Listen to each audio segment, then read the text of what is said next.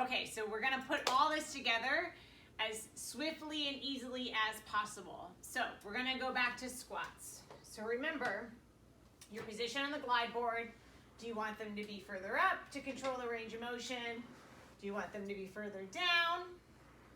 The height of the incline, higher the incline, harder. Let's say I'm at this incline because I know my next exercise, which is the roll up, I want to be at this position. I'm going to then lift a leg and I'm going to go into one leg. And now I have a strength focus. So even though you might have an incline to always adjust the height for strength, remember you can always accommodate or the strength by adjusting the person. So that's squats. You can also go in for terms of stability with doing static equilibrium, like little hops, coming down low, jumping in, trying to keep the board as still as possible. You can then move into larger range plyometric squats, knowing that there's a point on the tower, as I said, that for me, if I bring it down a few more degrees, it becomes very much of a core focus, like similar to when I'm doing jumps on the Pilates reformer.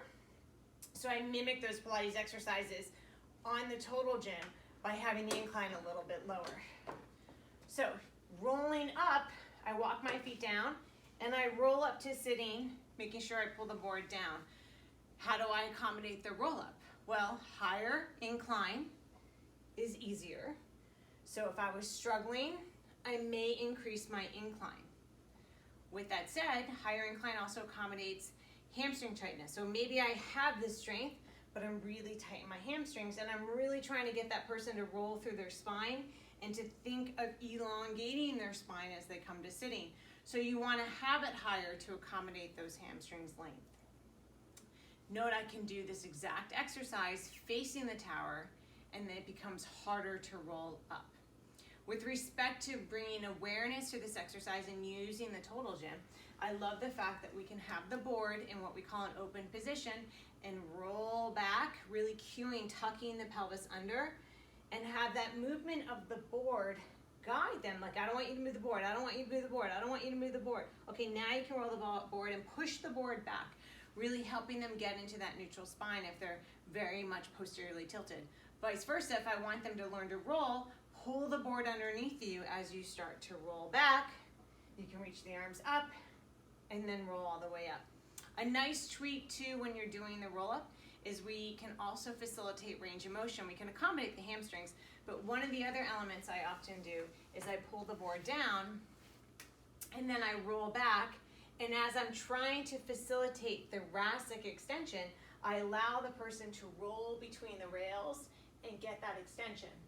Now, based on their impairment and what's going on, I can obviously change how far back they roll, but that's a really nice adjunct to open up the front of the body.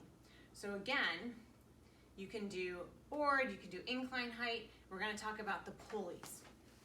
So we're going to look at arm pullovers. Now, I know we've talked about so many different things today and how many different adjustments you can make. I promise you it becomes easier with time, and it actually becomes second nature. The more you're on the machine, the more you play with it, the more you do yourself, the easier it becomes to cue. And I love the fact that I can get through my treatment sessions, and I do manual therapy. I work with a lot of chronic pain. I work with pelvic floor as well. So oftentimes we're in a room, and I love the fact that I can come, do a good treatment session, do my one-on-one hands-on treatment, and still have enough time to really run someone through an effective treatment program so they're getting the best of both worlds.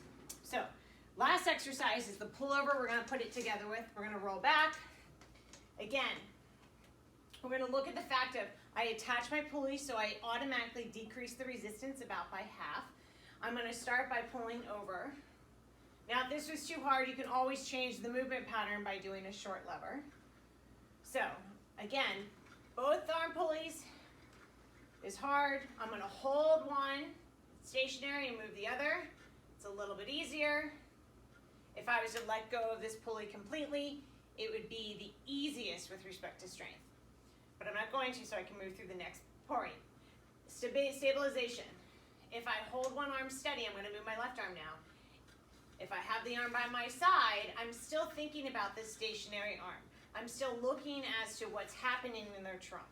When I bring that stationary arm up to 90, I now have way more resistance that I have to stabilize with my right arm in my shoulder girdle as I move my left. And that may bring out an impairment or a discrepancy in control. So from here, I come down, I'm gonna bring one arm back, and I'm gonna move into static equilibrium. That's another way to change the control demands.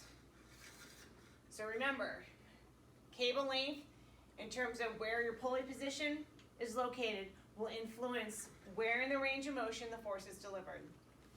So, I hope you really enjoyed working with me today. It is my honor to be here. I love the machine. I have been working with it, like I said, for almost 2 decades. It has not gotten boring, which is pretty amazing since I float to so many other things in life, but this stays a constant. So if you have any questions, contact Total Gym and we will help you out.